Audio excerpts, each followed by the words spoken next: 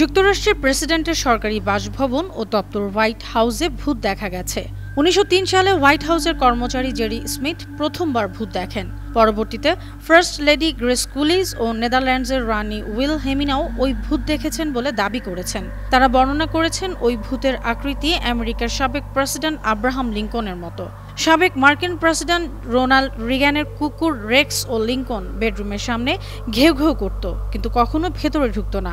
ধারণা করা হচ্ছে বোবা প্রাণী ভূত দেখতে পেত, এ কারণে ভেতরে ঢুকতো না।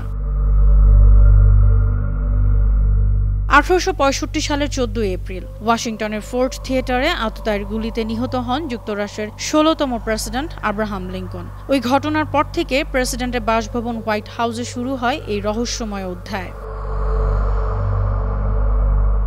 ওয়াশিংটন ডিসিতে এই ঐতিহাসিক ভবনের দোতলায় আছে এক রহস্যময় কক্ষ, নাম লিঙ্কন বেডরুম। তবে লিঙ্কন বেডরুমে লিঙ্কন কখনোই ঘুমাননি, এটি ছিল তার অফিস। ১৮০৯ সালে জন্ম নেওয়া লিঙ্কন যুক্তরাষ্ট্রের ১৬তম প্রেসিডেন্ট। ১৮৬৫ সালের ১৪ এপ্রিল ওয়াশিংটনের ফোর্ড থিয়েটারে আততায়ীর গুলিতে নিহত হন এই মহান নেতা।